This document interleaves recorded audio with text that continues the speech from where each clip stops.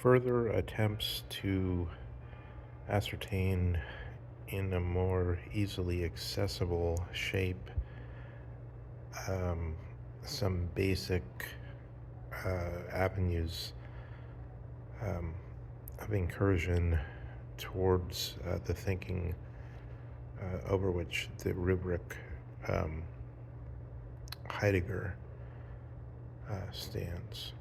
Or if you change the first letter into a Russian letter, Geidiger, because the H would be pronounced as a G, so far as I understand it. If we look at what Heidegger says about Descartes and the proofs Descartes makes in his effort to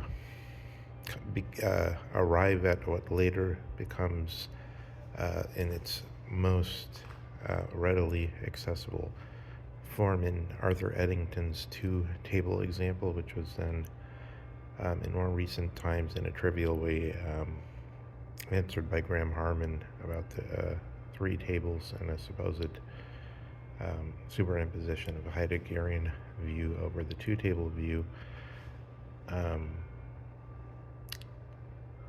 Basically shows the division of primary and secondary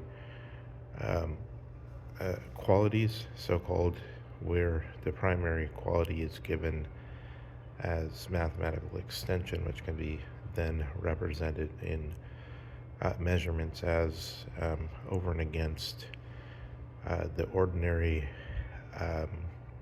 world, which is then called the world of consciousness. So we get this supposed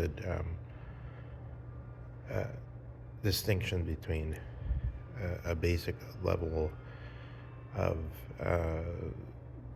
the phenomena understood as that which can be handled by Newtonian physics or by Leibnizian physics.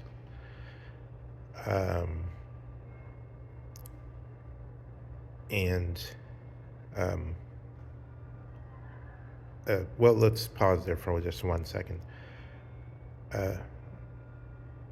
So what we're talking about is, I'll even put it graphically this way. If you would go to, say, Cafe Strada in Berkeley and you look at some people that do physics, you're not going to see people that are planning experiments. You're going to see people staring at a computer screen and doing some maths, sometimes doing some calculations maybe in their head.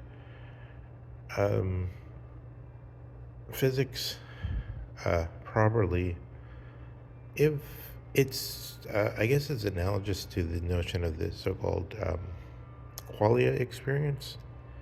Everything in physics, since it's properly only given as number, number so far as it's not, as it were, the metaphysics of how number is grasped as a concept is not explicitly come into play, but just in the common sense way, they're dealing with numbers. They're not dealing with anything that has the sense of a kind or a genus or a species or something. Or let's just say they're not dealing with happiness, with pigs, with the sunset, or with the colors of trees at sunrise and sunset. There two worlds then appear, the so-called scientific world of this measurable things, and then supposedly the subjective world, which is actually the world of consciousness, which actually is everything, including the claim that there's the second world, the world that's supposed to be the primary object of scientific study in the Eddington sense.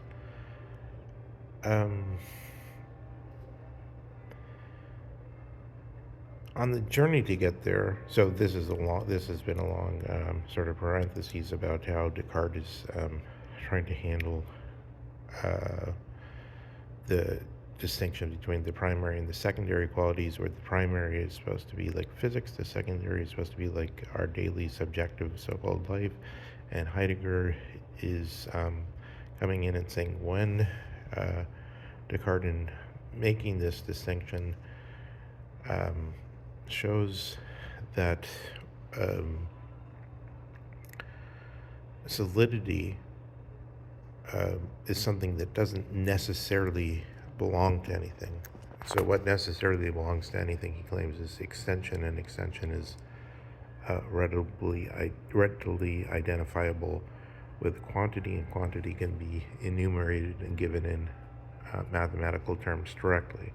So, and then plugged into more complex mathematical systems, which have for their basis um, mathematical units, which are these then supposed to have a core,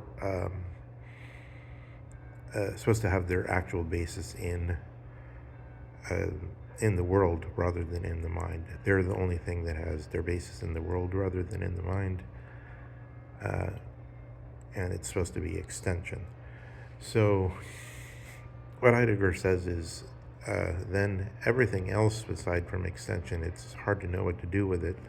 And if you ask, what about solidity as Dasein actually encounters it, which is for Descartes part of not the scientific world, but this, in Eddington's version, the ordinary world. So Heidegger says we have to actually, from a phenomenological point of view, still address solidity. What is solidity?